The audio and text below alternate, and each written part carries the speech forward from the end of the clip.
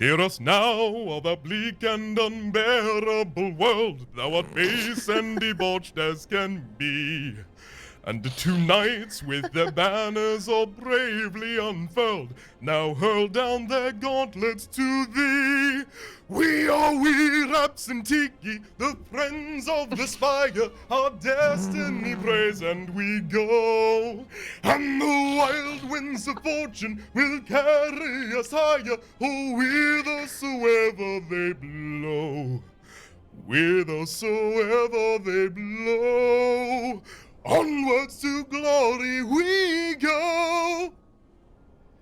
In Rhapsody and Teak Ladder Streak Season the 7th,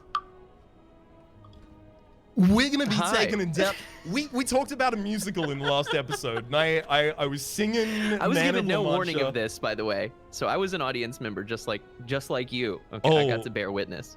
All he heard was, "I'm gonna try something." 5, 4, 3, 2, 1. Let's go. Hold my Capri Sun. I'm going in. Yep. For us, it would be a sunny boy. The Capri Sun of Australia. Yeah, the sunny boy. Yeah. But you ever chucked a sunny boy from a shoe? Oh, yeah, mate. You ever done a shoey with a sunny boy? Oh, my. Oh, it's golden, eh? But the thing is, we talked about doing a musical in the last episode. Let's at least do a little bit of a musical opening right there. I was going to ask prior if you knew Man of La Mancha, and I was going to... I was going to give you... I do. I was going to give you Sancho's part, which is the following. I'm Sancho, yeah, I'm Sancho. I follow my master till the end. I'll rid all the world roundly in the spire. We are friends. Like that kind of thing. But that also creates a hierarchy, because it's like master and squire for the two roles, so I didn't want to necessarily imply that part. But... No, I'll be your Sancho. Much appreciated. I will be the Don Quixote of this story. And gosh. At least on this perspective, we jump across to this one, and then suddenly I'm the Sancho, and Teak is the Don Quixote, because of course, this is Spire with Friends. We have the ability to jump between those two screens. Welcome in. How's it going, bud? It's going really well.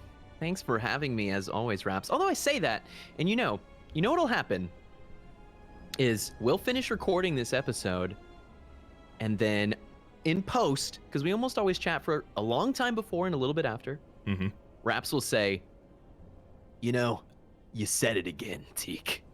I'll be like, what did I say? You said thanks for having me. Now listen, we've been working together a long time, all right? And it's not my show that you're a guest on. It's our show, Teak. And I'll be like, okay, I get it.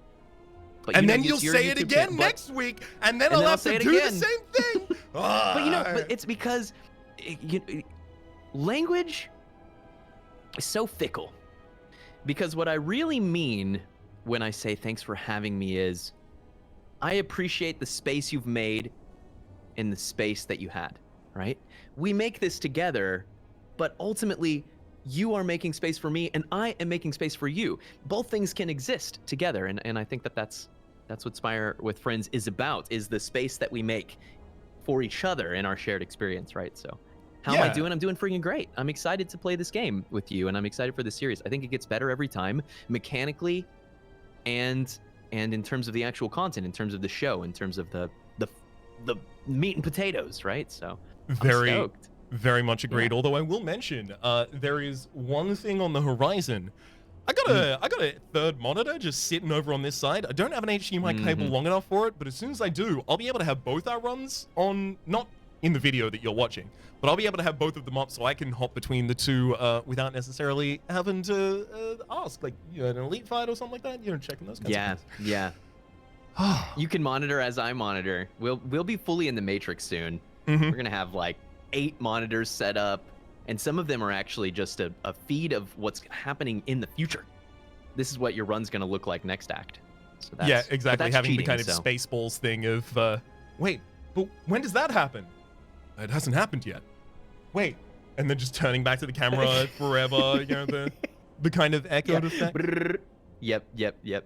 I'm ready for it. You know what else I'm ready for? Subtle segue right there. Level 3 or Ascension 3 here in Spire with Friends. I'm going to be the defect. You're going to be the watcher. We're going to be going to the heart, as per the huge. We hope. Good point, well made. And the question in my mind today, you know, I always try. It's kind of ridiculous, right? Because we're already doing this kind of massive challenge, which is Spire with Friends ladder, and then I'm layering on kind of focuses or meta challenges for myself. But my focus tonight, something I've been trying to think about, is how to lean in further to the Spire with Friends part. Because there have been some comments that I think are pretty legit, which are, you're playing well now. What's it gonna look like when you're more aware and proactive around the kind of cross-player synergies, right? And so I'm definitely going to be thinking about not just how can I win as Watcher, but are there specific things that I can or should do to help Raps win as Defect. So yeah, that's on my mind. Sorry, surely from you I need a bias cognition. So it's Raph, R-A-P-H. Raph. Oh, I'm sorry, yeah, my bad. No problem whatsoever. Excuse me, Raph. I'm not sure if you noticed, but. There's always a but after that. Yeah. Oh man, I am so excited to do this. This episode, like, no bones about it. This episode's a little late this week. We had a very, very long take a peek it's on Teak at time. Rise of the Slime. It's on Teak time. Oh, is that like a late kind of thing? Is that the? I'm so perennially late to my own broadcast that I just made the start time 30 minutes later because I just was lying every single week. I have very few joke commands in my stream, and I've had one for a very long time, which is !wizard, and is a reference to Gandalf saying, "A wizard is never late, nor is he early. He arrives precisely when he means to." Yeah, and I have many strong qualities. Punctuality has never really been one of them. So we're on Teak time today, this week. But better late than never is how I feel about every show. And better good tomorrow than rushed today. Or what was the video game quote? You know, a rushed game or a delayed game is eventually great. A rushed game is bad forever. Yes. Yeah. Is that Miyamoto or is that Gabe? Because it's one of the two. I think it's Miyamoto, Okay. but I don't want to put my shoey in my mouth, so I speak not. Yeah. Okay. What do you want?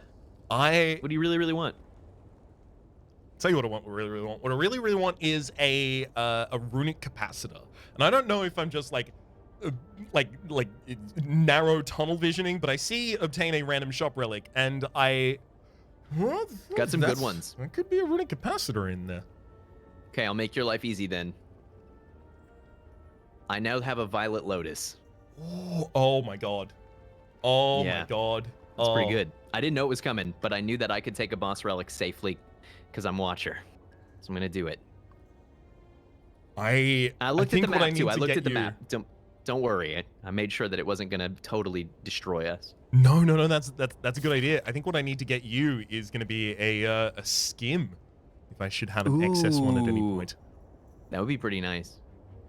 I think it's Yeah, some of that draw or energy production that you have as Defect. Hopefully, you know, with Violet Lotus, really, yeah, I'm going to have a lot too. If I'm lucky, there's an early courier and I can take advantage of some of those cheap removes. Oh, but I don't see one. Oh, did they reduce the rate of early couriers, perhaps? They may well have done, right? So that you're not getting as many free removals from them as possible. Because we did flag that as also, something and just because that it feels kind of empty. You know, when you get like a floor 2 courier, it's like, I don't know what I'm going to send. Also right? true. Right? Also very true. So I think about it and I think like you've got the Violet Lotus in your deck. You probably want to avoid dilution as much as possible. It's true. I could literally go infinite with this relic. Absolutely. So I'm thinking I may not. I'm thinking I could just take that strike. Okay, you have a toolbox. Toolbox is really nice, man. I like that one a lot. It's funny because I didn't really think about the class combinations much until just now. I just made sure that we had the perfect representation of them. But it occurs to me that this may be the class combo with 2 classes which are the most frequently hungry for base removals. Right? Because Watcher can just produce these obscene amounts of damage, and the key is consistently producing your block core and also finding your key damage cards. Defect, in a lot of runs, ends up getting this kind of like orb management build online, and then every single one of your strikes, and even maybe your defends, are going to be in the way of that. So really neither of us want dilution. but we can't accept it. The one thing I was thinking is that it might be acceptable for me to take shivs. Not good, but acceptable, because there's so much real damage for my build, right? I do definitely agree with that, and also, like, out of the two of us, you are the one with the ability to care about hitting an enemy multiple times and hitting them for 0 costs. Obviously, not only can you amplify its damage with your Wrath form, but obviously you can also talk to the hand an enemy with it and things like that. Right, exactly. Yeah, I can totally do it, dude. I can totally do it so that you can take no penalty. I mean, maybe you want to look at the map and see how eager you want to be with elites and stuff, but I could get away with it. The key path that one of us should be trying to take is this. Yeah. I think the complementary path to that could be this. Oh, sorry, not, wait, hang on, let me erase this. I see. Yeah, you weren't saying fire, dodge around. Got you. Because then, you can choose before this point whether or not you're strong enough to even take an elite at that point. If you're not, you can duck out to avoid. It's got a powered elite at the end that you can take, and you'll be very upgraded. Precisely. That's pretty slick. A lot of early upgrades for defects. I gotta say, I love that. Tends to be pretty good. You're going to be better at taking the elites early as well, just courtesy of having damage. So here's one consideration, though, and it's a bit of a curveball. The difficulty that I perceive with this path is to get here, you need to come through here. Yep. And only one person gets this merchant, which would mean that the person going left cannot go to a shop. And both of us highly value removals and completion of some kind of damage package for the elites, right? And so there is an option that hits the same number of elites but gets one less fire, which is for the right side path to go like this. And then you path through this elite instead of this one. Right? So this is option B, path B.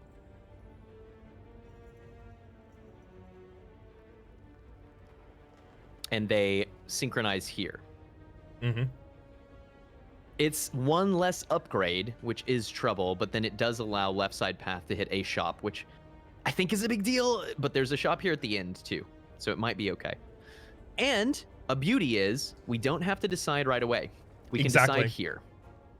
Yep. Right? So, and then the other player can get here, and we can make a call at that point as to who needs a merchant. And if the answer is both of us, then we go from there.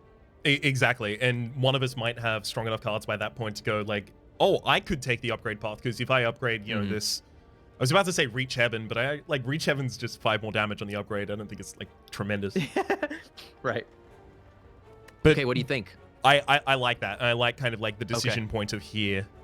Do you want to take the left and I'll take this? Because it's the same, right? It's just 3 enemies. I do, and the more I think about it, the more I think I'm going to take a strike over 3 shivs. I don't want three dead cards. Like, the shivs... The problem for me is going to be making sure that I hit my right ingredients quickly, and if I don't find any draw, I'm going to regret having 3 shivs, so, yeah. Okay, I go left, you go right, we meet up in 3 floors? All right, cool, powwow then. Hell yeah. Sounds good. Effectively done. Already love done. getting the apotheosis from the old what was it called? Toolbox. I think Toolbox is very, very good. I think a lot of players underpick the old Toolbox. And hey, we have Slime Boss at the end of the act too. So we'll be looking for answers to that fight. I remember when Protect was just such a, like, you take the first Protect. Yep. Yeah. Yep. Oh my god, I remember those days. It's still a good card, to be clear. It's just no longer says, like, block for 20 or whatever. It was like an impervious with retain. Yeah, it was ridiculous. It was nerfed 2 times over because it was just so good. It was just unskippable almost. Obviously, the hologram is the long-term pick there, but I like the charge battery. I'm fine with it being the short-term pick. Honestly, largely because I plan on one of the upgrades coming up being something like a zap. and being able to double dip on that in the early rounds against an elites feels pretty good. I saw that ball lighting and I was like, oh dang, did you get offered that pick? But that's from your discovery, right? If only. My nose so itchy. Caffeine? No, it's my mustache. I need to do some grooming. I love having a mustache, and I really mean that. That's not just like I love having my kids. But it hits this critical point to where it starts to intervene. You know what I pick here? I do. You know what I like? I do. And it's quite good for Slime Boss too. I want to know what that world is like. I want to know what love is, and I want Hello World to show me.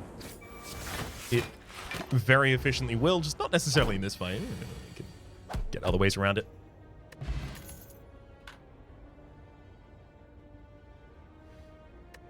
It's so funny how big of a difference like a card can make.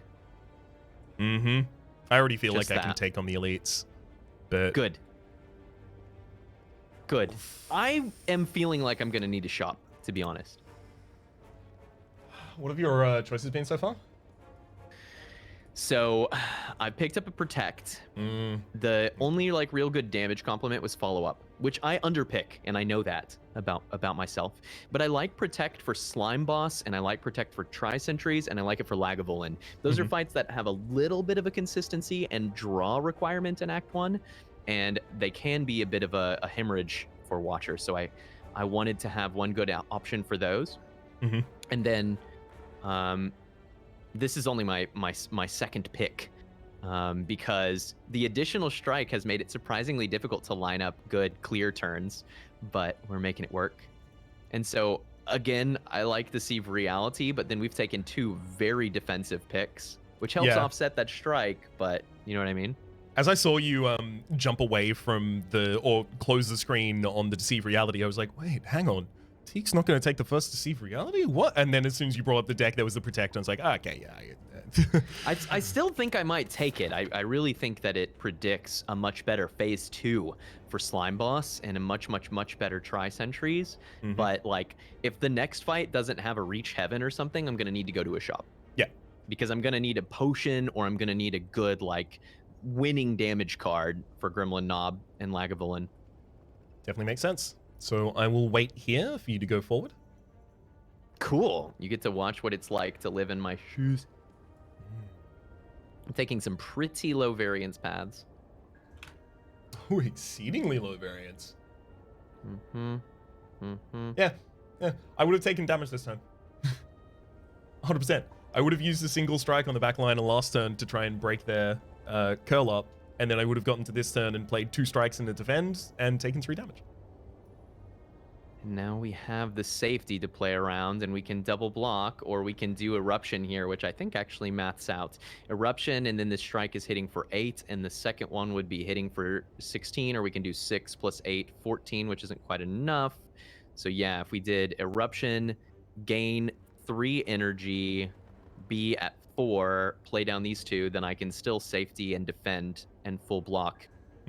And then we're in a good position to close next turn, so... This is the play. 16. Like it.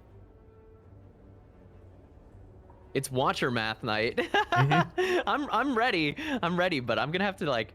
It's gonna be a sneaky between acts. I'm gonna go make some more coffee kind of situation for sure. It'll be demanded. Yep, that's where I feel like I am going to end up as well. Yeah, always. This is a hard challenge we're doing, but very fun. You like the Windmill Strike, right? I do, but the thing is, so I like Windmill Strike in builds where I don't need to consistently output the damage. Because for me, it's like I take that, I find a way to get into Divinity, I tank up, and then I blow the enemy up in a single hit, right? It works very effectively against most things that aren't the heart. Right, exactly. And certain challenges, like yeah, it can just be a clumsy card, but it's certainly the card that says do damage, which is a thing that we're missing, right? And actually, especially if we get an upgrade on it, it predicts a pretty decent Lagavulin fight. I'm wondering if this is weak enough that it's correct for me to hit this store, and I'm wondering if the store is strong enough that it's correct for me to skip. I think yes on both. I think that's where is I'm the leaning. answer. I'm still pretty confident that as Watcher I'll be able to do this, especially being at 70 health. But yeah, I don't know, dude. I don't mind the one-off windmill strike. It really, as you say, is not terrible, and actually, it's pretty good for late-stage slime, where I can have it around to make sure that I don't get a terrible split. I'd rather not take it, but I'd also rather not die in 3 elites. And I think if I take that, my odds of surviving the 3 elites go up very substantially. Yes, but it is a little dead. Ooh, nice removal. Because otherwise you're opening the box, right? And if the box is bare, uh-oh. What? If No, the box is, yeah, you're opening the box. If the box is you're bare, uh-ohing the box, right? Right. Okay, so if I'm going merchant, I guess let's solve the mercant, and then you're going right. Or do you want to tune in for my elite gauntlet? Because it's literally 3 in a row, so we'll have a pretty good show. I want to see the elites, definitely. Okay. Okay. Well then let's do it together. There's a fire potion. There is a fire potion. Part of me is like, is this just fire potion remove a defend? But Teak. Hmm. Teak, there's a card on sale there. There is a spirit shield on sale. You have 3 cards in your deck that either are retain or give you a retain card. It's true. It's true. This spirit You're shield missing is out strong. on the miracle though, which is another retain card usually that you can factor into the value of a spirit shield in the first cycle often. This spirit shield is strong. We'd be making like the tankiest watcher.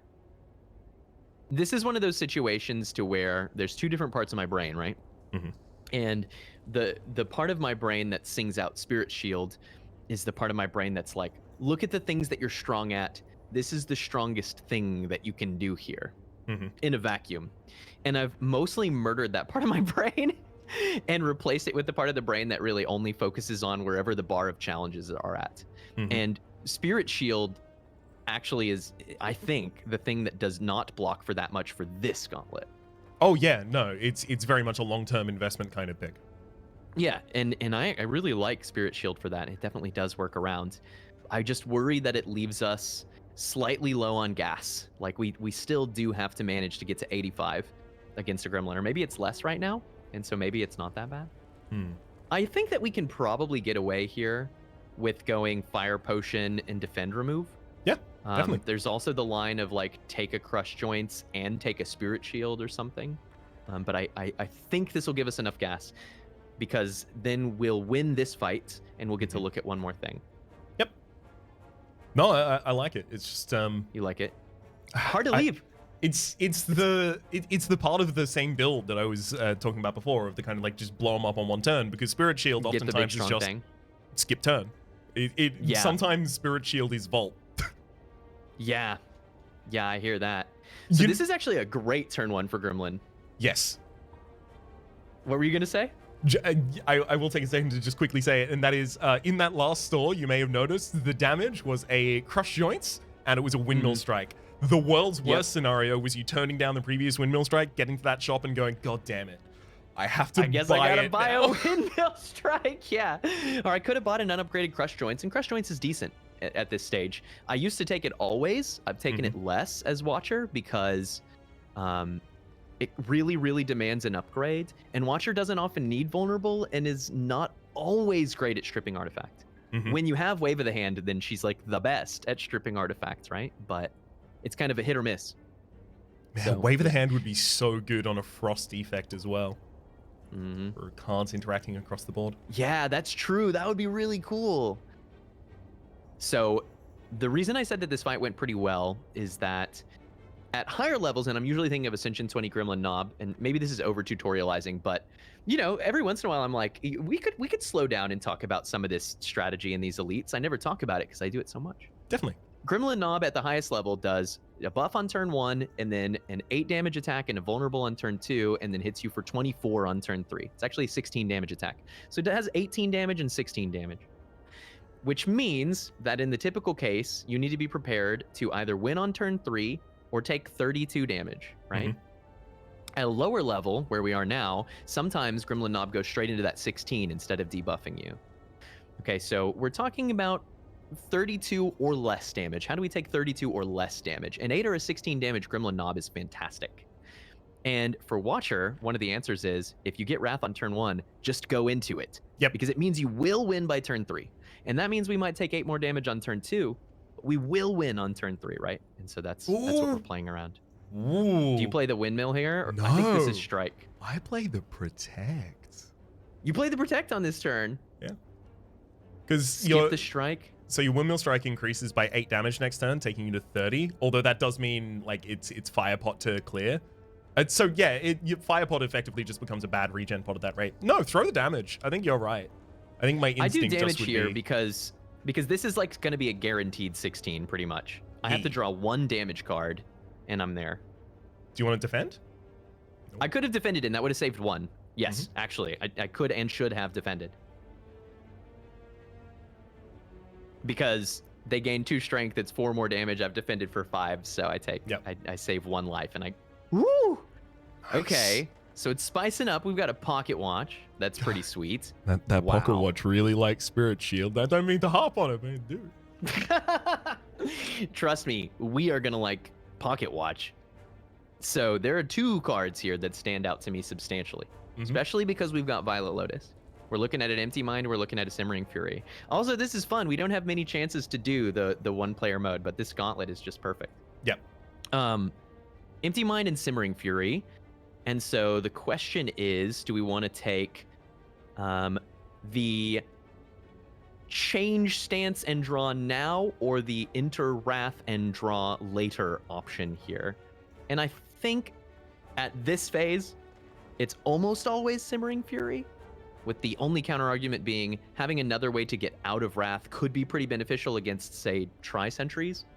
But I love having a second Wrath source to increase consistency with being able to do damage. And I think it saves us more life, actually. Empty Mind can get pretty cute, though, with Violet Lotus. I mean, you really can, like, go into Calm, draw for free, go into Calm, draw for free. It is extremely, extremely true. Although, you know, Simmering Fury oftentimes will be coming out of Calm into that Wrath, in which case you've got 2 extra cards in hand, as well as an extra energy to throw them at.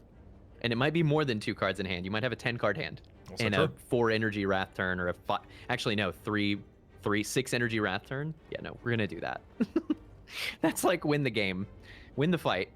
Win the fight choice. So you know that it's upgrade. not the Gremlin Knob coming up. You know, it's either Sentinel, and it's the Empowered Elite, so it's either Sentinel or it's Lagavulin. Is it this? That's the Lagavulin solve. I don't know if you have any upgrade that is like a Sentinel solve, though. So I would say probably. Right? I mean, there's one option, which is upgrading Eruption is relevant when you're playing around Violet Lotus. You know, being able to Vigilance and Eruption on the same turn is like a thing for us to be considering. But being able to kill a plus max HP Lagavulin, I think, says upgrade the Windmill. Yep. Okay, that's where I was leaning. Worst case scenario, you as get much it on for the turn base 2. damage. Yeah. Windmill, yeah, and because of Pocket Watch, we'll draw it very soon. Sentries, plus max HP Sentries, very spicy. 1, 2, 3. And then we have Bottled Miracles with the Pocket Watch hand. You do. Do you have enough damage to kill 1 and then prevent 20 incoming? I think so. Windmill will be at 20. Strikes are 12s. 44. So we would have to do an Eruption. 18, 38, 50. That kills the back line. So for 5 energy, I can kill the back line. But then we are at 5 energy. Like we're done, right? Although you just pop Bottled Miracle and then Vigilance, which is guaranteed to be in the hand. Although, wait, you aren't in Calm right that now. that was with the Miracle. Oh, We don't- right. right? Yeah, you're not getting. Yeah. Yeah, okay. Yeah. But we can always just do this anyway, draw 10 cards, and then like Vigilance and Deceive Reality on the turn and have a longer term setup. Or alternatively, very reasonably, we can just use 2 potions. I'd rather not. Is there a world where still- you can just kill it with the Fire Pot as well as Windmill Strike and Strike? So 20, 32, 52. Yeah, and then just take 20. Then it would be... So this would actually be popping both of them. It's then the other 2 for vigilance. I think either way, this is the tempo we need. Hmm. I was just contemplating whether we end up doing this and then just using that to effectively draw and basically exit. Maybe get 1 attack off. Yeah, I mean, it might be worth trying to save a potion, you know, the more I think about it. Mm-hmm. It might be worth trying to see if there's a fairly safe line where we only use the bottled miracle. Yeah. I suspect there may be. With the highest skill dilution in the deck, the Lagavulin being in the next space starts feeling...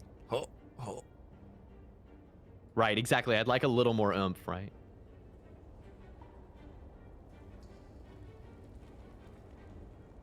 This is where Bowling Bash just turns up I wish and I had one. clowns on these.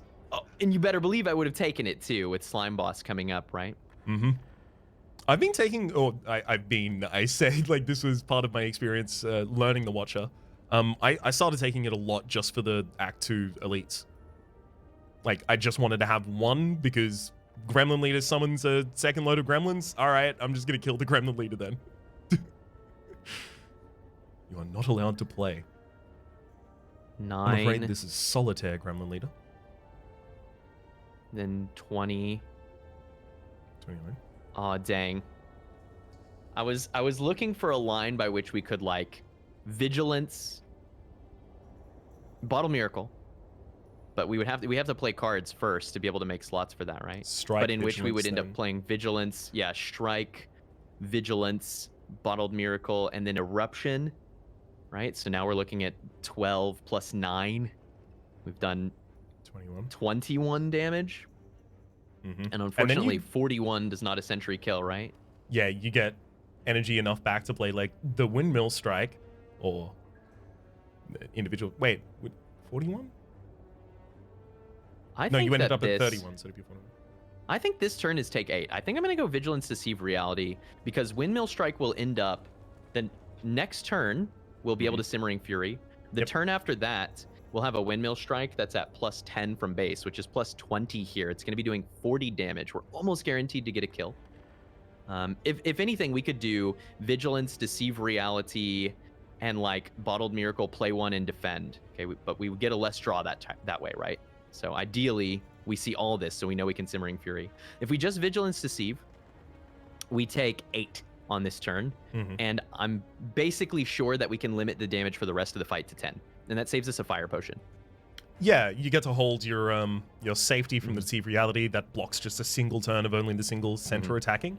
But you said, and we're only getting 2 dazed.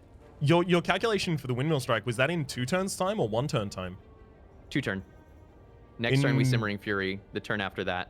In 2 turns, it will deal 40. Yeah, that's what I said. Yeah, okay. Yeah.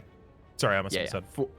40, and then that means that in a strike kills a sentry, right? So. Yep. And we'll have more energy this time because we'll be in calm. I'm confident. I'm confident. It does some damage to us this turn, but we arrive with limited losses from there, and we get to save a potion, which makes me feel much better about this path.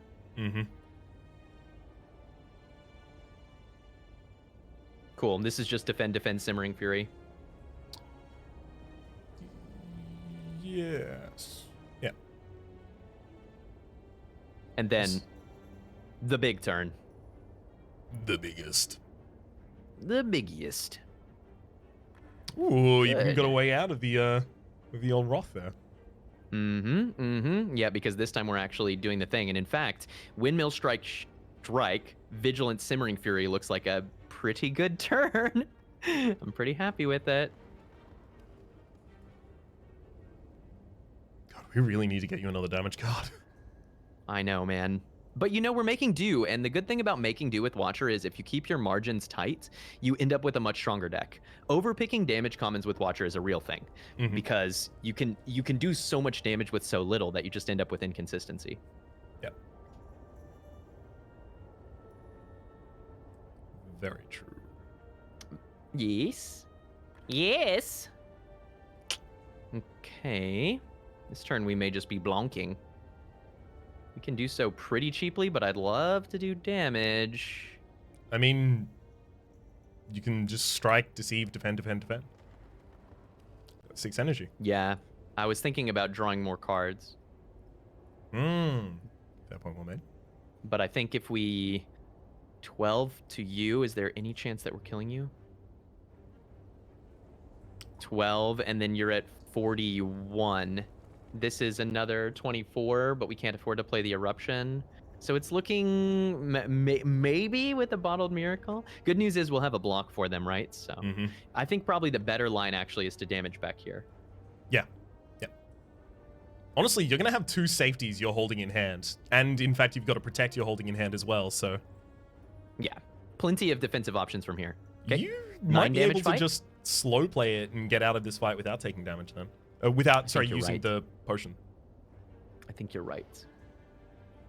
And I think we should plan to play pretty slow from here.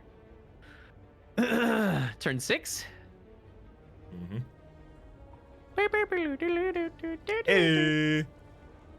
Okie dokie. Well, here's our next kill, which is great. Oh lord, there it is. Oh no. Here it is. I'm keeping that damage at 9. Yeah. I've got a frog.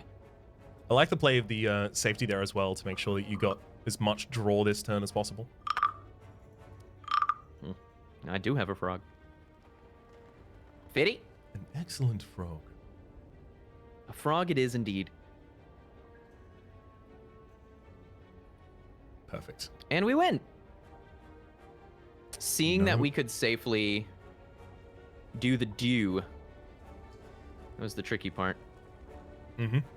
Could we get away with slow playing? Part of this is because it's lower Ascension. If this were Ascension 20, you got to be real careful. You're taking 3 days, 6 days, 3 days, 6 days, 3 days, 6 days. We kept both potions too. It's pretty sick. Got a Centennial Puzzle. More card draw. Pocketwatch Centennial Puzzle. And How much- Violet Lotus. I'm feeling great. What if we had more card How draw? much card draw do you want exactly? There's a scroll here. Honestly, Crescendo is probably better in the short run, but this is one of my favorite cards in the Watcher kit. Notably, none of these cards say do damage, so I'm pretty glad that we kept our potions. Crescendo kind of does, but I think with Simmering Fury, we simply don't need it anymore. Scroll is kind of upgrade debt, but I like it. Will this be damage? Winged Boots can be damage. Should I take this elite? Is there any elite behind an elite of yours that I can take? Good question. I don't believe so. I don't believe so either. I am going to take Wing Boots, though. I think that's worth a key Oh yeah. every time here. 100%. All right, well, the This end of the early on? Elite Gauntlet. There it is. Huh? Oh! Get in, Roth! Get in, Roth! Just go ahead and do it. Draw the cards. Maybe take the damage. 32. Wow, you went straight for the 16. This is it happening, right? This is the thing that we described. So is this actually then Simmering Fury Vigilance? Yes. It is, right? Play 2 100%. cards. This will be instead of 16 to 20, but we block 8 of it. We take 12 instead of 32, and then next turn we have a full hand and we're in Wrath, and we win. We'll have so many cards, you won't know what to do with them. You just don't even know what to do. So you got You 2 get extra upset. from Simmering Wrath. You've got 5 base draw. You've got 2 you've retained. You've got 3 drawn from the Centennial Puzzle, and you've got 3 from the Pocket Watch. Is it possible for me to give part of my draw to you, as this is Spire with Friends? Can you accept? I would like to take some excess draw, sure. Would you be willing to accept part of this draw? Kindly. Beautiful. 12 damage Gremlin Knob. Ain't bad. Got an Omamori. Oh my gosh, man. It's probably Fear No Evil. It is. You need the damage, but you've I so wish much it were Inner draw. Peace. You've so much draw. You think we can just make draw damage and take the inner piece? No, you have so much draw. I don't know if The inner piece is, to be needed clear, damage. not about the draw. The inner piece is about being able to go into calm on non-attacking enemy turns, which can be really good for safe, quick infinites, right? If we're approaching that with something like a rushdown. Because Fear No Evil whiffs on 1/3 of heart turns, as an example. And so, but yeah, no, I think we simply need damage, and I love this as a calm entry. So we don't need the draw from inner piece, right? Yeah. Love it. Speed potion?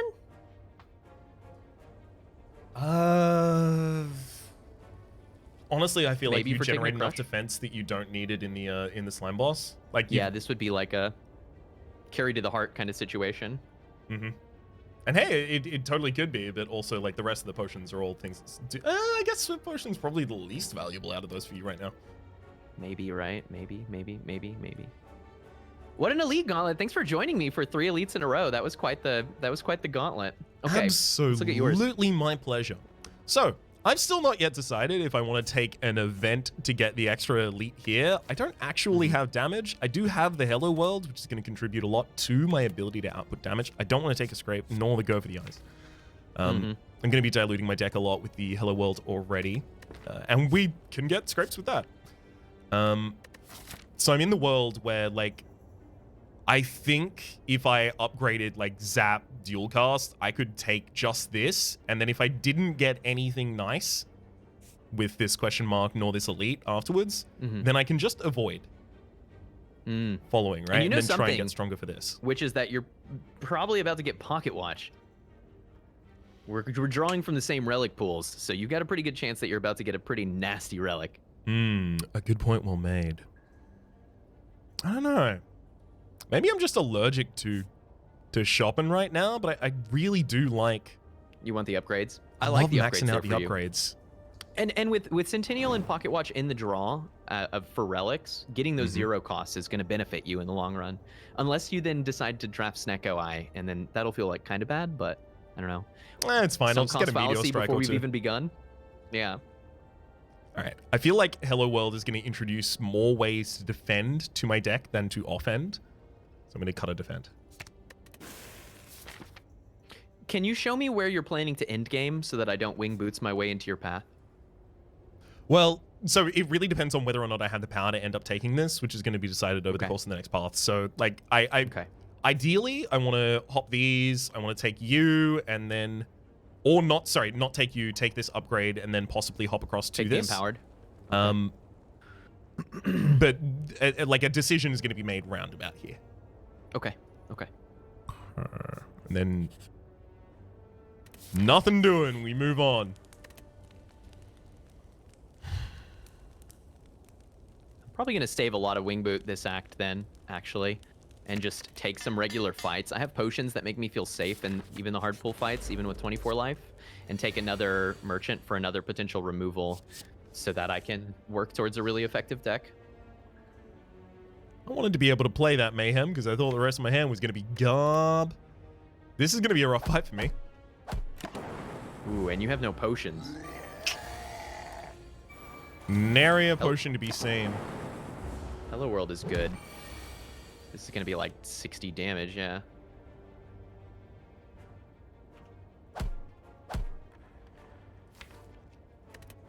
Oh, yikes. So I can dual cast and then I can bring it possibly back next turn with the hologram. Question is, do you need a turbo? Yeah, right. Do I need to do that as well as strike dual caster?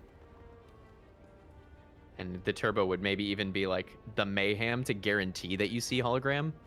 Yeah, because there's 6 cards left in there and I don't want the one chance that I don't see it. Where does that make you win? Because if that makes you win, it's probably the play. So 16 and 16, you know, another 3's being contributed. So 35 total damage that represents. I would need this zap strike and a strike. Yeah, I would need 2 strikes. So that means this has to be played and I can't play Mayhem.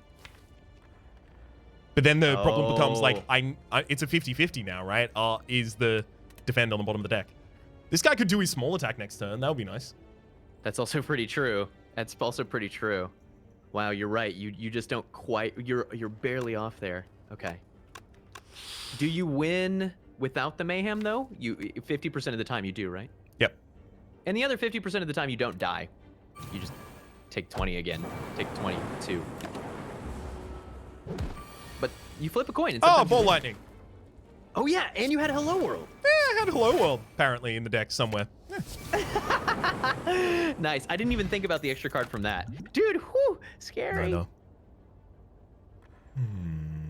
What do you think about Recycle given that you have a Pocket Watch now? I do like extra energy. It also gives me the ability to try and get some of the trash commons out of the deck. If I'm going to be recycling consistently. In general, whenever I have something that causes me a bunch of burst draw, I'm asking myself, what kind of things can I do when I've got an 8-card hand instead of a 5, right? And a big one is I can thin out whatever and generate more energy to run off of. I like it. Although the melter is something that says damage on it. It does. I'd be really nervous about taking an elite right away for you. For No, sure. I'm 100% going out this path right now. Yeah. Okay, then that informs my decision making. You're going out that way, and you might want to go to this elite. So I'm gonna keep on trucking. I'm gonna have to just an apology in advance. I'm gonna keep trying to monitor your run as closely as I can. No, go but for it. I already know that I'm gonna have to focus a lot for the rest of this act, and probably for the rest of my life, to succeed on this Watcher run. That is all good, bud. You It's a long do time. so. I will summon you should I end up in a sticky elite fight.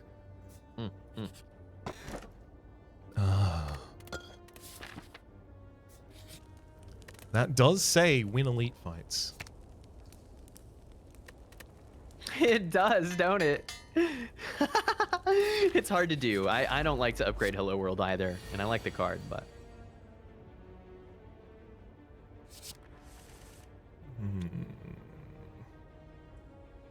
Yes. These are exactly the turns I don't want to have.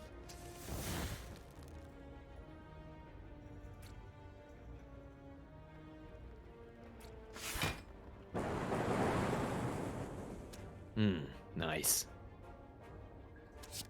Yeah. I'm finding my answers. I suspect I am unlikely to take any more elites this floor. Okay. In case that should help. It just may do.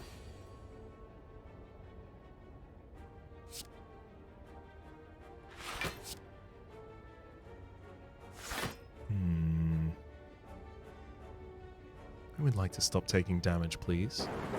It makes me wonder if I'm supposed to take the Empowered Elite.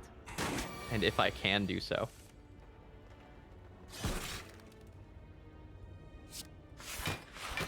$24 life. I just took a Gremlin. So it's Lagu or Tri-Sentries. I might. Oh dear. Oh, did a dear.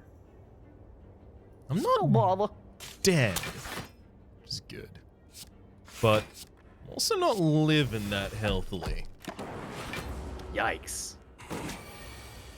It's been a surprisingly tumultuous start for both of us. That's huge. The fire potion is huge. Mm-hmm. Really helps change our fortunes right there. I like Cold Snap and Chill. I like either of those a lot for beating Slime Boss. If nothing else, we still have to beat the boss, no matter what. I do really, really, really want that chill. Mm-hmm. This is a solid card. Oh, Talkus to the Handis. I like that card. Card's sick. This is the space that you needed to go to. What, with your Omamori? I wish I got the Omamori. Instead, I got this white beast statue. Not even worth anything.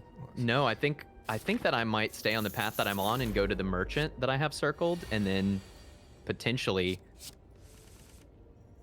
wing my way over here.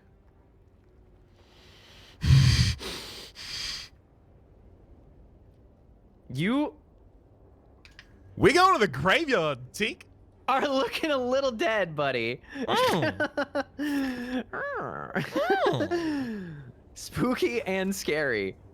Extremely spooked. Well, quite we're scared. allowed to die one time. We are allowed to die one time. This is the important fact to bring up at this point. No other fact is worth noting. None of them seem nearly as relevant.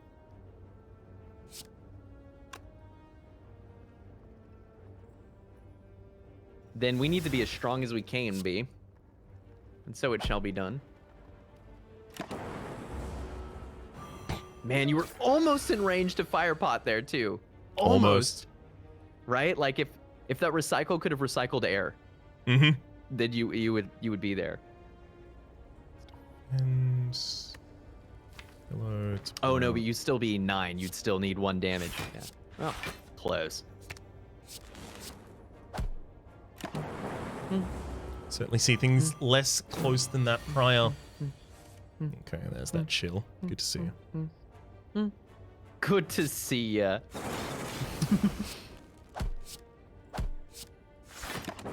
Six.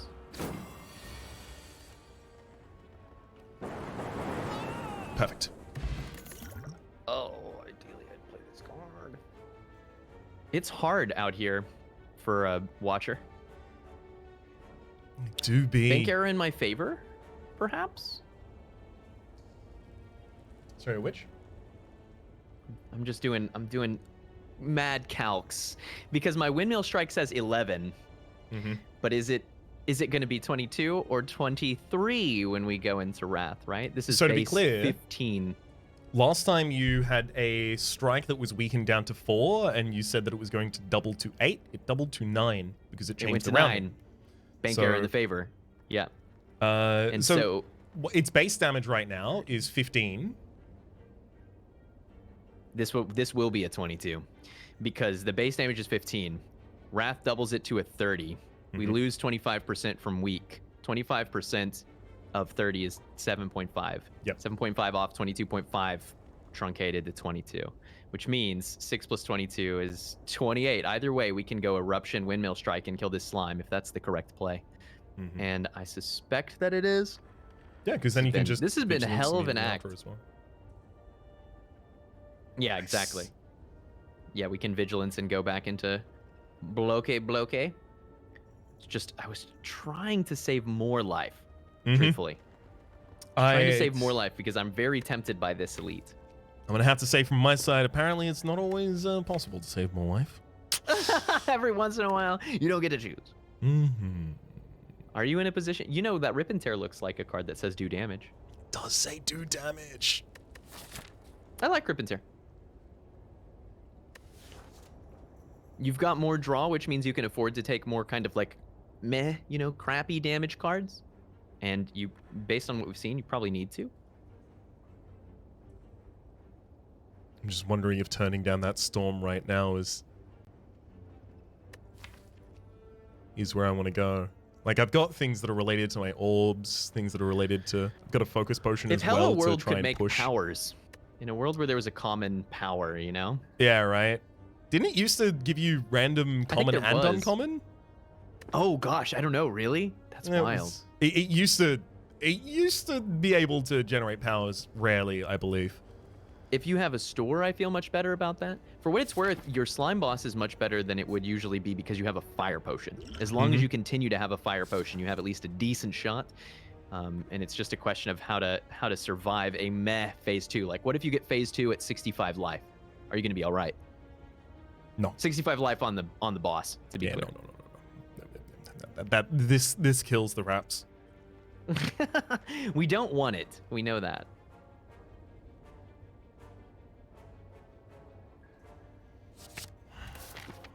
Like water. Pragmatism. We're gonna survive this act, if nothing else. I'd like to survive something else as well, though. Ideally, we kill the heart, but you know what? You shouldn't count your chickens before you burn your bridges. That's important. I hear it every day. Where will Very they common swim? turn of phrase. They'll be stuck up in the air, just clucking around. Very common phrase. Yeah, they do say it, don't they? Who are they? You know, they. Them. Dude, these stores have been kind of brutal. Mm-hmm. I'm at another one right now, and I'm looking down the barrel of some cards. And I've got 138 gold. And I sure wish I had 147. There's a Blasphemy at 147. There's a Sling of Courage at 146. There's so many goodies here. You at the Courier? Yeah, I'm at the courier, so I'm going to be waiting here for a second anyway. Okay. Well, I would say this is pretty important because what I'm thinking about our shared run is we need to try to make a Watcher that's so brutally strong that we can afford to use some of my resource to secure your run, right? Yeah. We should be trying to use my money. We should be trying to use my potions to make your run safe because, frankly, your position is behind the curve. Not your fault. Just been a tough Act 1, honestly. And so we're close, but we keep... I'm like really struggling to find strong, good damage cards. Mm-hmm. We've managed to pick up a Windmill Strike. I found a Fear No Evil. Talk to the Hand is great. But again, a store that's in kind of a rough position. I like Brilliance, but I can't afford it. Flying Sleeve's okay, but more Retain is often getting in the way of our massive draw. Blasphemy I would have taken, Do you and I ever can't take? afford any of these relics. Do you ever take Swift Strike? Swift Strike is nice with the That's- draw. Yeah, Swift Strike is follow up. Mm-hmm. And I could afford to say Swift Strike and still buy a potion. And I really, really like buying a potion here. Mm-hmm. And I can't card remove and buy a potion. So unless I'm buying multiple potions, which would be legit, like buy a fire potion and an explosive potion and then take this Empowered Elite, then if I'm not doing 2 potions and if I'm not getting removal, I certainly am in a position to take a Swift Strike. I kind of like that. It's Right? the fact that you've got a lot of draw that Yeah. makes it feel a little bit like, obviously a lot of draw and very little like individual damage cards. Yeah. No, I like it. Okay. So if you get 11 gold from this Impart Elite, then you will have the ability to, assuming everything goes perfectly and you don't need. Should we the do it? fire pot? What's the percent case that this ends this season, and we have to resurrect our protagonist? With 2 fire pots in hand? What was your last elite? It was a Gremlin. Gremlinobulus. I feel pretty good, Yeah, I think you should. partly because I've taken so many good defensive cards actually, and defensive cards predict a decent Lagavulin Tri-Sentry. Mhm. If we lose this, then we're probably at some point in time. Somebody said something that I think is really brilliant, which is that we often conflate trying to get to the highest floor and trying to win as the same thing, but they're actually not. Sometimes the path which wins the heart the most often has a lower average floor than your maximum floor, right? So if we die here, the alternate path I think loses more often. Mm-hmm. Okay. There have been a lot of times where I've tried to phrase something in terms of, I'm making a decision now that I know may kill me, because I know if I don't make this decision, I am going to have the run kill me. Like, I will die. So this Exactly. is a this is a choice to try and live.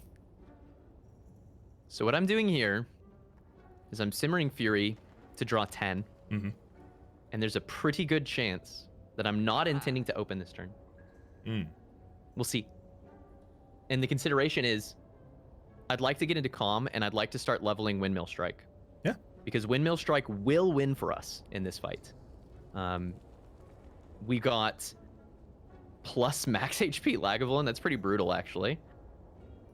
As an example, if we just Vigilance Deceive Reality here, we get 1 more turn of sleep. We have 2 turns of attacking. 1, 2, 3, 4 turns later. This will be at a plus 20, plus 40 when we're in Wrath. That's 60 damage by itself. And I'm pretty confident in our ability to block fairly successfully. Yep. We can leverage some difference with Fire Potion, so I think we want to bide our time decently well. Agreed. I do want the safety though, because we do have to block like fully multiple times. If we're Simmering Fury, we're guaranteed to see the Vigilance. And then it's pretty strong. We could do damage to open here if we wanted. You can. And an option is Eruption, Windmill, Strike. Yeah, that's not bad. Mhm. Eruption, 2 down, 3 up at 4, Windmill, Strike, and like play Simmering Fury to guarantee that we see Vigilance next turn. Or if but we you- have Fear No Evil also. Exactly. But also, if you don't play the Simmering Fury, you'll actually draw an extra card. That's your 4th card that turn. You're right. Oh no, I was planning to play 2 strikes. Oh, 'Cause okay, remember, yeah, we yeah, have yeah. Violet Lotus. Right. We have Violet Lotus. Yeah, but we could play 2 strikes and then play a Deceive Reality instead. No, I The worst really case like. is Fear No Evil, Vigilance. Both get not drawn. I really like the start going right now plan. They're 'Cause then waking you've up got, this like- turn either way. Yeah, because then you've got the Swift Strike, you've got the double damage application on, and then you've got Fear No Evil to exit, and you're getting Wrath damage on both of those as well. So the plan is Simmering. Are we playing Windmill Strike this turn? Or are we just holding it to make our draws tighter and planning to only play it once to finish? Wait, no, so you aren't playing 2 strikes. That would be your 4th card. You're right. You're right. You're right. Then is this ever strike, deceive reality, simmering fury, hold the windmill? I kind of like that, dude. Cleans up our next draw. We're only gonna have to play this one time. So it's the strike, deceive reality, simmering fury. You're going to draw choke. Oh, you're right. We'll have 4 cards holding, won't we? Which means your exit's not guaranteed anymore. That's true. Well, no, it's still guaranteed. We'll get vigilance or fear. We'll get 6. Oh, yeah, sorry. 6, because you're we're draw clean. choking with the 4 in hand. It works. We have so much retention. Holy crap. Ideal world, we get fear no evil. Worst case, we'll still escape. And then we have enough safety and protect that we'll be sure that we can deal with this. Nice. Yeah. Right, so if we fear no evil now...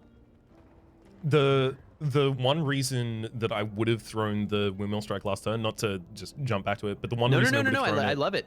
Let's talk through it. Because the energy expenditure of using it this turn is really harsh, and you can't put it in your next cycle if you don't use it this turn. Yeah, I wasn't planning to use it this turn. The way I calced it was, I am quite certain that it will be powerful enough that we can win on turn 6 or 7, and so I can afford to. Yeah, I wasn't planning to play it either turn. I'm just gonna hold it and win with it, like it's gonna be the finisher, while I take 0 damage. Classic. Is the ideal case. So if we did 2 more attacks, we would be at 6 block and then safety, and we would be at 18. And then we would take 2, or we can just fear no evil, defend safety, and we would full block. I'm inclined to at least consider taking 2 here. Windmill strikes on 40 right now, right? 40. Okay, so it'd be 50 next turn. Your input of damage with the strike and fear no evil, is that 30 total, or is that 28 total? What's fear no evil? 16? 16. So it's 28. Oh, I guess you're right. 50? I guess I don't need this, do I? Mm-hmm. Yeah, because 16 puts them at 83, and I need to block next turn. I'm never winning next turn, or at least I'm not planning to. And then the turn after that, yeah, this card is going to be so insane. Yeah, we can take the no damage path. Yeah, you're right. We Gucci. Wonder if there's a protect line. It's the cost of the Deceive reality is so good. It's so good. Oh my god, it's so good.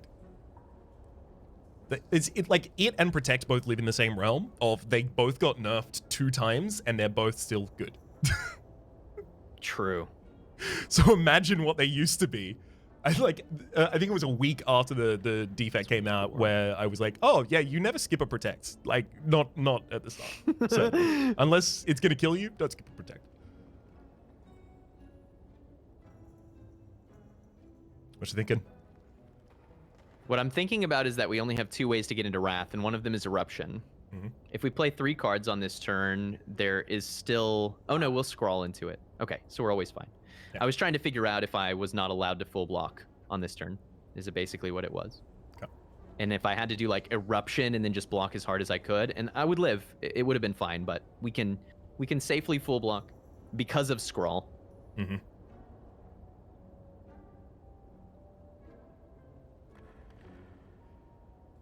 Dun, dun, dun, dun, dun, dun. It really tried to cheat you out of that one. Tried. Failed.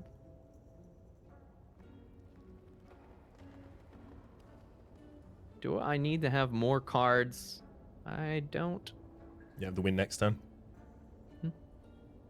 That's a 0 damage empowered elite. Exceedingly well done. There's GG. your white beast statue.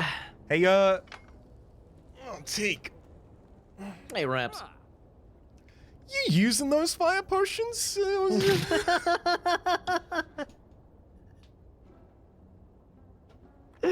you need one? I may actually need one. My damage is... Yeah, that's like I said, that's the reason why I'm playing so carefully, is because I need to like be ahead of curve so that I can put the bungee down. Yeah, put us on average equal to the curve, I guess. No, I think we can. I think I'm gonna take this mental fortress, is what I think. It's And a then I think I'm lot. gonna try to send you a fire pot. So, what do you want? What do you need? How are you gonna live? If it's possible, I would like the fire pot. I'm gonna have to throw something away, which is probably gonna be a draw at that rate. On my Okay. side. I can definitely send you a fire pot. I can do it. I can't really utilize this recycle right now, but you also don't need to be stronger. But it could be just like, you know, recycle the protect. Like a lot of the time, you would have a target for it and usage for it, and you've got so much draw. I could see it still being more useful on you. If you're not planning to figure out how to use recycle, I'll definitely take it. Oh, I Because want to figure out how to Watcher, use it.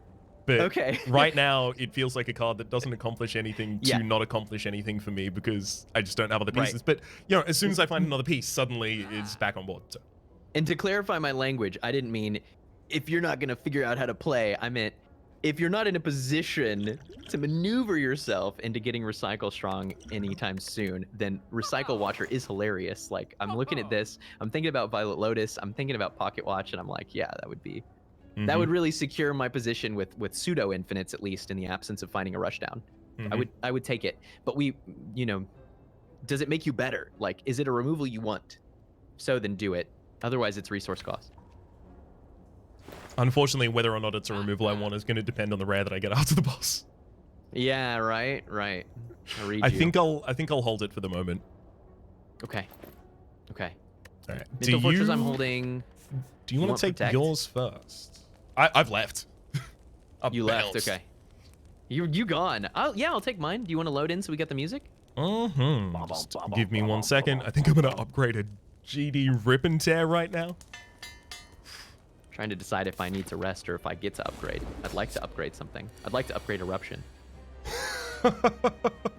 I'm just gonna Metamorphosis turn 1, and that's my damage. That's actually pretty sick for you. That's actually pretty good. I think wonder the if I would real actually upgrades draft here. Metamorphosis.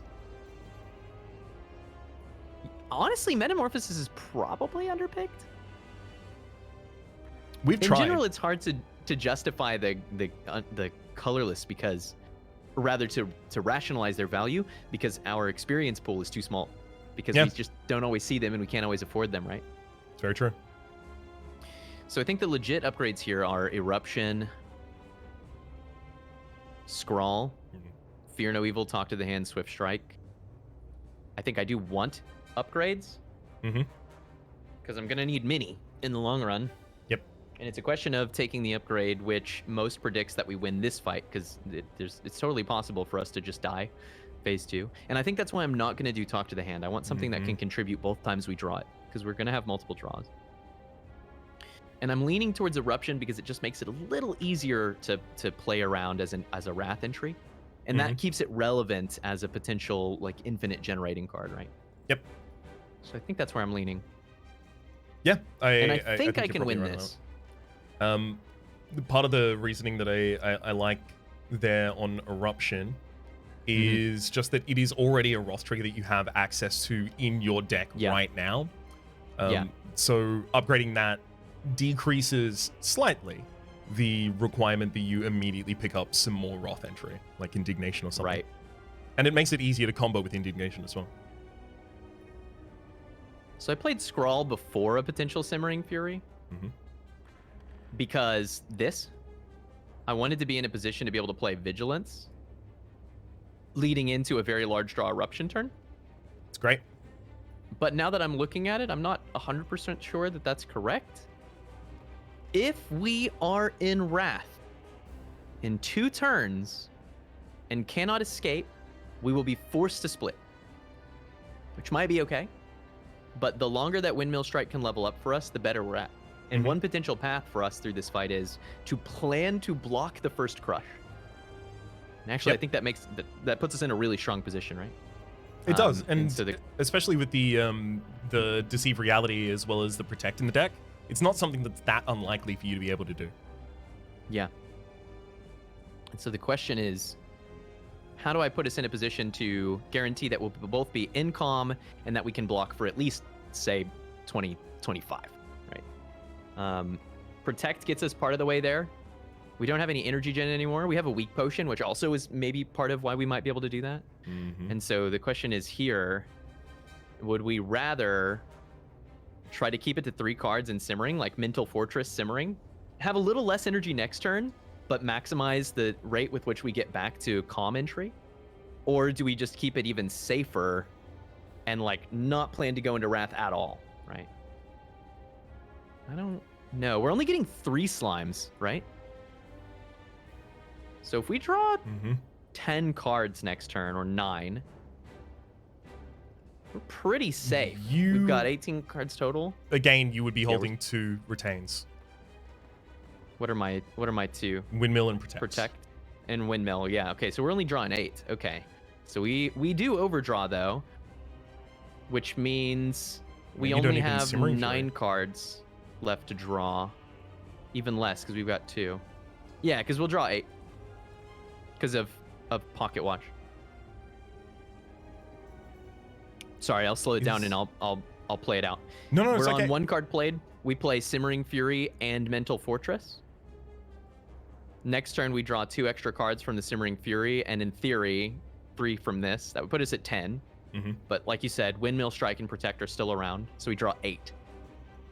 Which draws all 7 of these, and 1 more, which will be 1 of these cards, minus the 2 that we're retaining, right?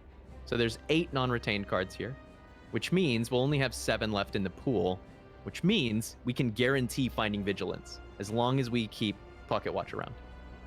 Except that we're getting 3 slimes. Yes. So I was about to say, it's not going to necessarily be one of those because it's slimes. And so we can draw 8 again, but then there's a 1 in... There's 3 cards that could cause us to whiff on the Vigilance. So I do quickly want to consider the alternative, right? And the alternative is you throw like Swift Strike, Strike, and Simmering Fury this turn. Or actually it'd be Swift Strike, Feel No Pain, and Simmering Fury this turn just for a little bit more damage. Fear No Evil. I always call those the wrong thing. And again, it's Sentry Sentinel. It's not going to... I can't. It's just... So that's an output of 15 damage this turn, taking the enemy down to 125. In 2 turns' time, that's the split turn, the Windmill Strike will be up to 20 damage by base. It'll be 40 damage in Wrath, assuming you don't exit next turn. And next turn, you immediately have access to an Eruption and 2 strikes, with the 3 energy that you'll have access to at the time, and the Eruption's already upgraded. So the Eruption's 18 damage, and then 12, and then 12. So you've got 42 damage there, you've got 15 damage here, and then you've got 40 damage sitting in that Windmill Strike. Yep. And that is just easy to really get out. Fantastic split. Guaranteed to get out by the split. Yep.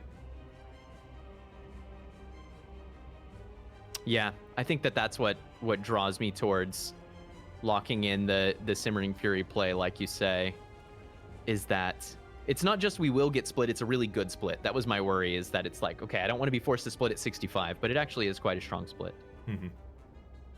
Were you not playing Simmering here, though, to be clear? No, it was the Swift, Fear, and then Simmering. Okay. No, it was Fear. It wasn't mental on mine. Fear, not mental. You skip mental entirely. You just leave it in the draw. Get the extra 8. Okay. I'm about it. I like it. I see it, and I like it. And we just maximize damage all the way then. Max it out. Yep. Without splitting, though. 125, 18, 12, 30, 95, another 12, 83. No, it's splitting.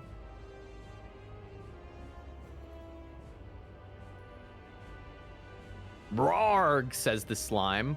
Crushing. Brarg right back at you. Brarg, indeed. Got 58 damage you can throw in if you'd like to split them to about 30s each. Or 25s each, rather. Yeah, and then we have a nice safe draw. And I'm inclined to hold Fire Potion here because there's a good chance we won't have to use it at all. And we can safely use it to protect ourselves from incoming damage. Another a key reason that is very easy to do is because, assuming this is the worst case scenario, they both try and do their largest attack. They're half HP. You can just hit their half HP and split them and stun them effectively for a turn if you need to. So there's so many different ways around it. This is...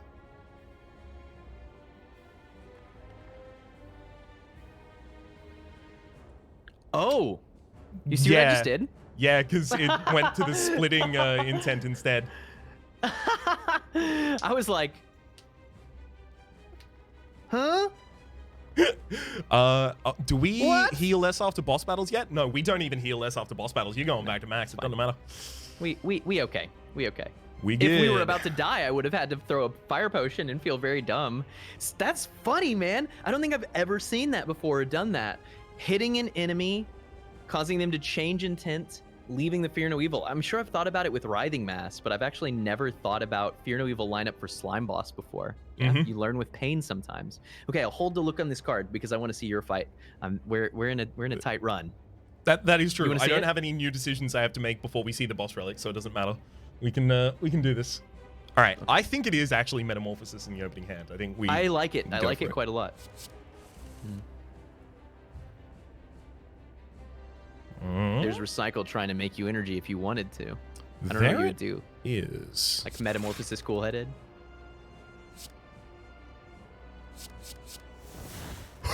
Wow, that's a zero-cost Meteor Strike. That's pretty cool. That is a zero-cost Meteor Strike. I like that card. For you. I'll be honest. I think the play is get a defend out of the draw cycle. No, don't even throw the strike. Get the draw. Nice. Oh wow.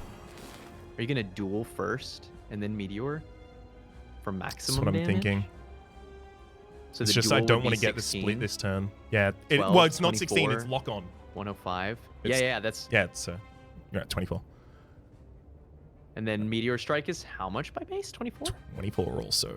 So 48 damage output to the enemy. And then this 81. lightning is Plus another not going 12. to be evoked. Oh, it will be evoked actually. So yeah, that's another By 12. Meteor. You would split this turn. 60. Yeah, that would split. Although I do maybe have that's 2 okay. strikes I can even throw in as well. Yeah. In fact, you can dual cast Meteor Strike Hello World. That's actually a really strong opener. I've got And the really question is aggressive just cards left back in the draw Firepot? pile as well. Or no? I know, right? I have 57 block represented by my HP. That's kind of where I'm leaning too. And then you honestly, have- it is kind of a cowardice play that I actually made there. It was a situation of, if I don't have I can these use on the these. next floor... Yep, yeah.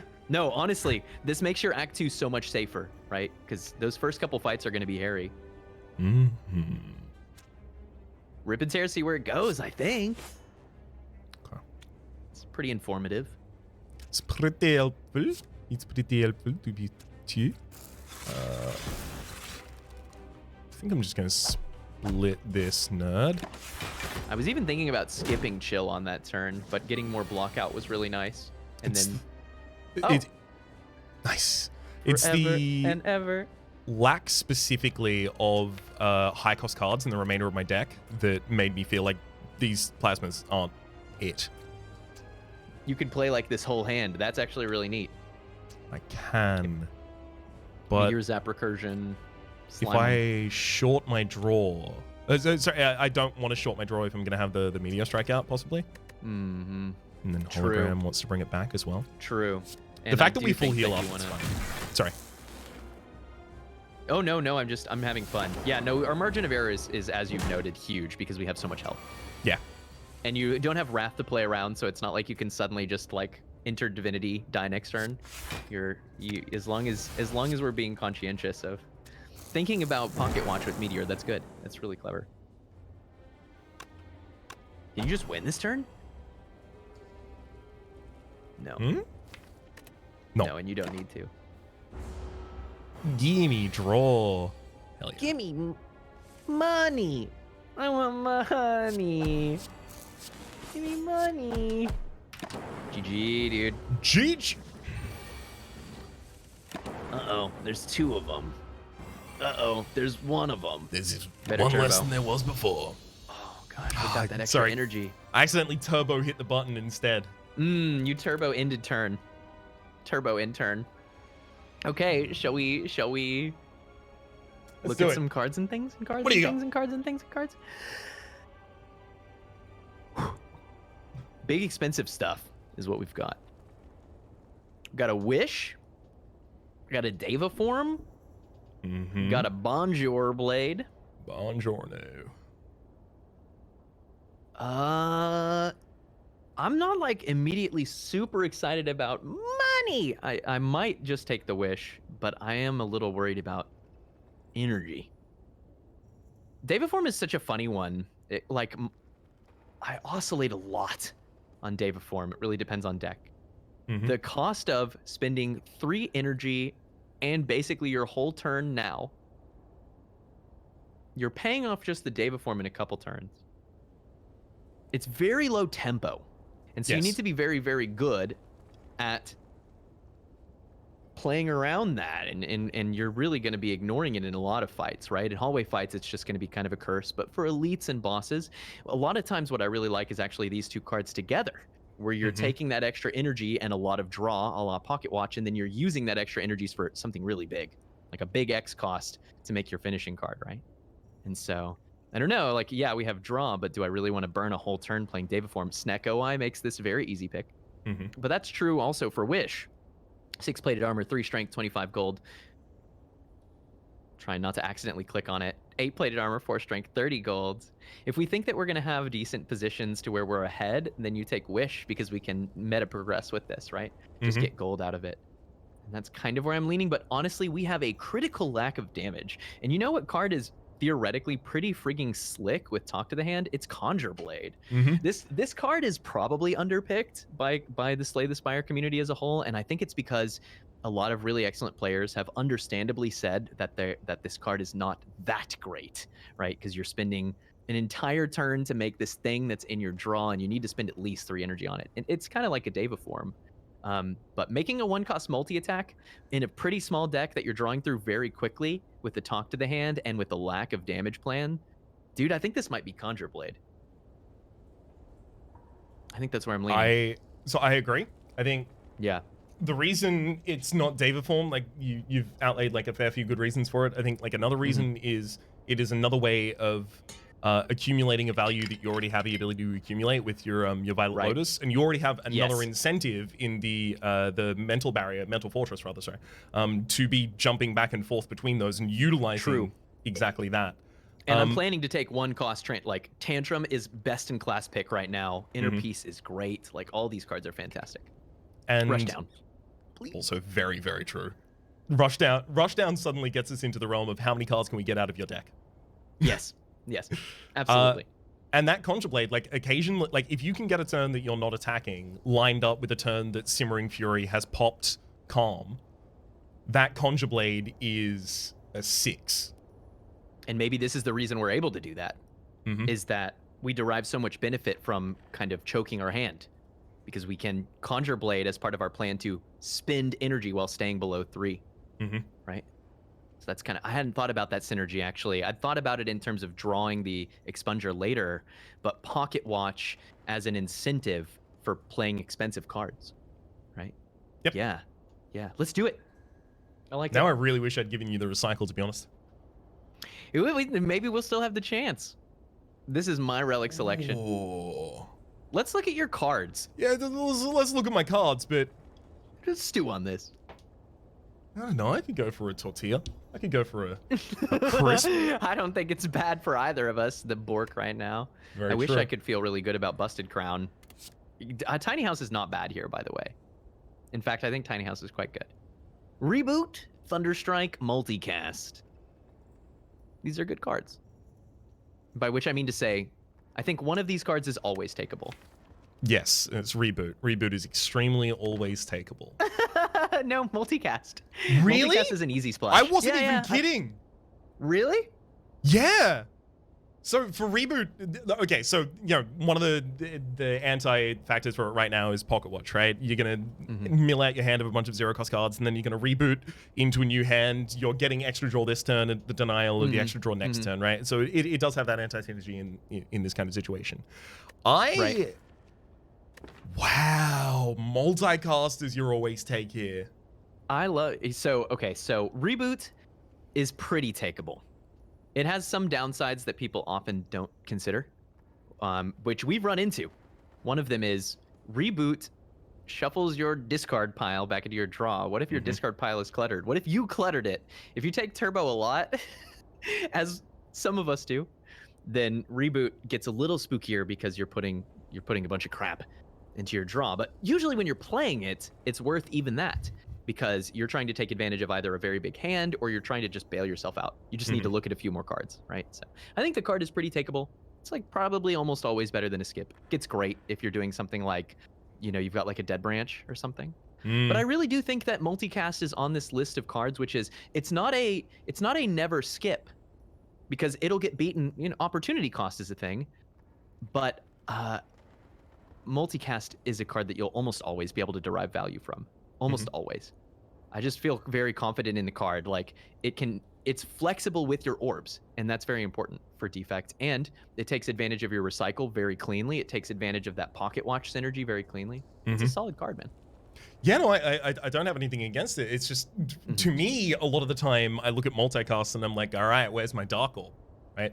I'm looking for the big companion. It's kind of piece. like it's actually, in many ways, it's kind of like the windmill strike I took, right? It's, I think what it is that because of how good you are at engine building, your brain is very good at identifying the highest top end play of a card. The downside is that can make it harder to then look at all of just the average case plays of the card.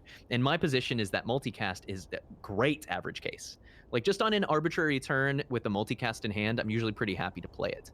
And that's the thing that has made it grown on me over time, is even as I've moved away from Dark Orb as primary damage mechanism because of Transient and Heart, I've still grown towards multicast because of the ability to burst something. I honestly, I don't dislike it, and I will say there is another reason for it, which is if you recycle an X-Cost card, you get back the amount of energy you have. That's our double energy in the deck if we need it. There it is. There it is. Yeah. Let's do it. Sick. Slightly different relics. You get no corn chip, it seems. I don't get a corn chip. I know why. It's because I did a boss swap, and I got a class relic. I got Violet Lotus. That would make sense. That would And absolutely make sense. so you get your class relic, which is Frozen Core. You get a class relic. So what was your other? You've got these two and a Frozen Core. You've got House and Busted Crown. House and Busted Crown and Frozen Core. Do you think I ever get away with taking a Busted Crown here? Ooh. I know. We would have to prioritize shops on you, but I think you could. And the reason I'm thinking is this deck benefits so much from just a little bit more base energy to play around. Certainly, right, like Pocket Watch something. You'll almost always be able to spend the energy. Right. Exactly. And really it comes down to, I think Busted Crown makes for the best next act. It comes down to how much does it risk the heart fight? Like, how many cards will I not see, and how much does that increase the chance that we won't be able to win? I'm pretty certain that I can beat the next act with a Tiny House or a Sacred Bark, and that makes it much more likely that I find those key pieces like a Tantrum, like the Inner Peace, like that Rushdown that we talked about. But I also do love having just one more starter energy to play around. Although I'm really tempted by Tiny House, I'm not gonna lie, especially with Wing Boots. We don't need more energy.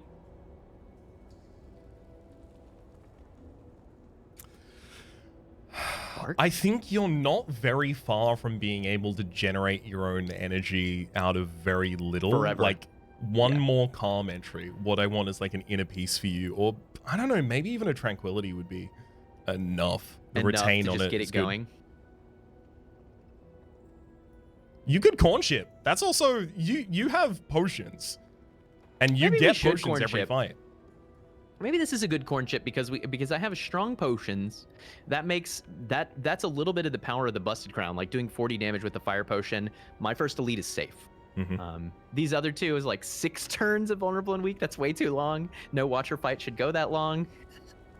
but the other thing that it does is it's very like I like Sacred Bark literally just as take a speed potion and artifact potion into the heart fight and my chances just went way up, right? Like it just increases the density of the bar as answer to end game fight. Let's do it. I haven't taken a Sacred Bark in a long time. We'll make it work. Yeah. It easily could have been a double dip kind of situation here if I had one, but I do not have one. Honestly, I'm so leaning towards this Frozen Core. It's insane. Really? Yeah. So with this is something. So I've heard you have a discussion on stream about the Frozen Core, and I was sitting there just like what the scene in Troll 2 of the guy is like, they're killing him and then they're gonna kill me. Oh my god. Yeah. Because to me, Frozen Core is all right. Your defense is much easier to handle right now. How many things can you evoke? How many orbs can you generate? Your generations are now going to get you 5 block more. Right. Your evokes are obviously going to be active earlier or active consistently or consistently block. And then how do I otherwise find my damage? So usually if I take this, I'm not then going for a bunch more orbs except for like individual generations. Right. So you, unless of course I get a bunch of focus, right? And then it's obvious, go back in the other direction.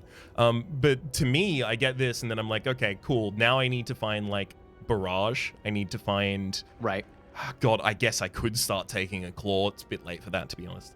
You know, all for one kind of stuff. Like I'm suddenly looking to every other avenue for damage so that I can rely on this for more of my defense. And then obviously, honestly, the other side of that is try and get. When was the last time you took a tiny house, Rhapsody? When's the last time I took a tiny house? Well, I haven't done the Downfall series in a little bit of time, but it would have been in the Downfall series, and it probably would have been about a week before it stopped, so probably about a month and a half ago. Okay. I don't mean to. I was trying to get a gauge for how much this is. I don't want to take Busted Crown, and I'm not even considering Tiny House because the Tiny House here is really like not horrible for either of us. So Tiny House isn't horrible. It's an upgrade. Its potion isn't really going to help me. That's I have true. the potions I'm probably going to want to take. Obviously, ease of getting the rest of my potions as well. Max HP increased. Honestly, good. Yeah, I like increasing my max HP at this position. Obviously, it's been hampered a little. And you have a little bit of heads up here. If you look at my screen, you've got something to help with your decision, which is we know what these are. One of them is Mirror Touch. Your team shares health and max HP. Increase your max HP to half again your combined average. So we have one health pool, which is kind of like the other is Dimensional Wallet, and we get more gold and we get to share gold. They're both good, but it's another variable.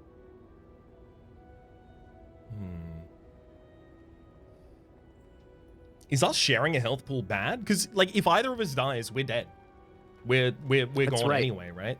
So the idea of sharing a health pool, and the reason why I think Mirror Touch is actually quite strong, is we have more health in total than Mirror Touch, assuming that both of us use our full health bar. But part of the thing is that most of the time, one of us is not going to really be taking damage at all. And sharing a health bar also means that regenerative effects like resting are much more effective, right? And so, like, this might be one of the best block cards that we could take, actually, Mirror Touch, to put one of us in a position to be able to take a lot more damage in this coming act boss. And I, honestly, like, how does that even work against the act bosses? When do you get the full heal? Because if you get the full heal at the beginning of the next act, that's one thing. But if you get it right when you clear the boss, that's crazy. I think you get it at the beginning of the next act. I'm almost certain. I think you're right. Like, we've just completed the boss and we haven't healed, for instance. Right, okay. So proven, yeah. And the other option is the...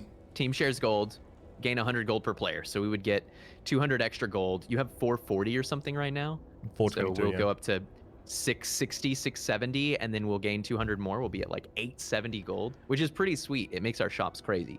It does. It does. We're sharing a resource either way. Exactly. Both of these are allowing me to bite off of your run, basically. That's right. Which is perfect. That's what we want. That's what we want, is to ride the high tide. So I'll tell you what, like I'm missing so many things that I don't think Rusted Crown is even possible for me. I'm with it. It's a super dangerous relic. My finding has been that it surprised me how many runs of mine I think that it has lost. Mm-hmm.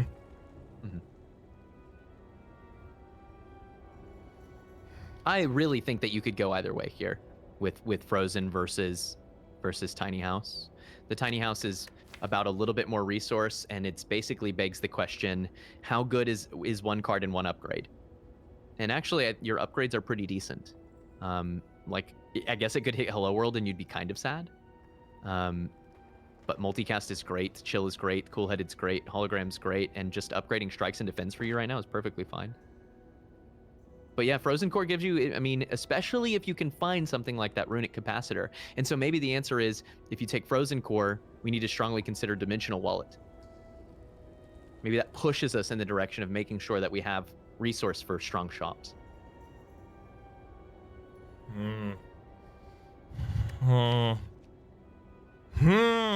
Teak, the answer is Your deck is pretty small, and Dualcast and Multicast are in it, which also makes the Frozen Core better, because you're frequently freeing slots. Go off every turn. Because if you don't free slots, this stops doing things very, very quickly. It gives you one way to think about it is, how many Frost Orbs is it going to give me? If it gives me 2, then it's kind of like 2 energy, right? Usually a Frost Orb is 1 energy. So it's kind of given me 2 energy, which is a decent boss relic. I clicked it. I like it. I think you're going to frequently get 3 or 4 out of it. The more I think about it with your build, the more it grows on me. Yeah, if you can get 4 Frost Orbs out of that consistently, it's worth a lot of energy for you. It's that and the hologram with the dual cast already upgraded that make me feel a lot better about it. Yeah. So which resource are we sharing? Notably, we get a lot more money than we get health. That is true. That is true. I think because I just got more defensive that it's easier to ignore the health. And I think you're right, right? Like, you're doing quite powerfully at the moment. Like, you've not necessarily got that much money, but this is still a pretty considerable boost. Probably wants to put me on a line with, like, a shop in the 3rd or 2nd space. Yeah, yeah. I like it. How often do you feel you die in the first half of Act 2? From just, like, I didn't make it. I think because of your potions, almost never.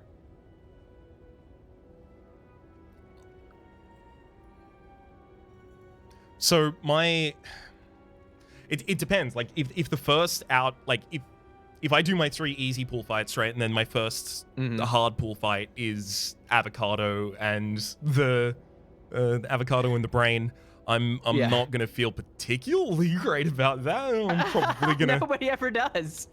That avocado's so mad. It's probably because they're desiccated.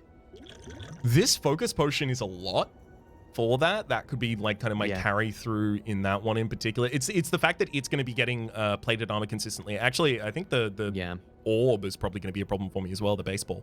It's the fact that it's getting the block and armor consistently, and I don't have melter. I don't have like big damage individually for a single target, or at least I'm still kind of waiting for it. Your orbs. A lot of the times your damage has come from your toolbox, right? You get a metamorphosis, you get a... I need a Okay, shop. but I don't think that an extra 20 or 30 health meaningfully changes that. I think that what you've basically just said is, in a worst case outcome where you're forced into tons of fights and you can't get your deck stronger, you're just dead. You're just dead. So I think we should take Dimensional Wallet. I feel good about it. Basically, this was, does this meaningfully reduce the mirror touch? Does the health meaningfully reduce some small variance in which you just perish in the next 7 floors? And I think the answer is no. I tend to agree. Money. And that takes us to our exact. 2. You love it. Oh god, show me a shot. It's gonna be it's gonna be a good time at the start of this next act, but for the moment, I'm gonna go make coffee. I'm gonna need so much. a caffeine. I need caffeine in my bloodstream to think about this run. Defect Watcher shenanigans. I'm going to do exactly the same. And we will see you on the Yeah. other side with these new, fresh coffees in the next video. That is linked in the description down below. Hope to see you there.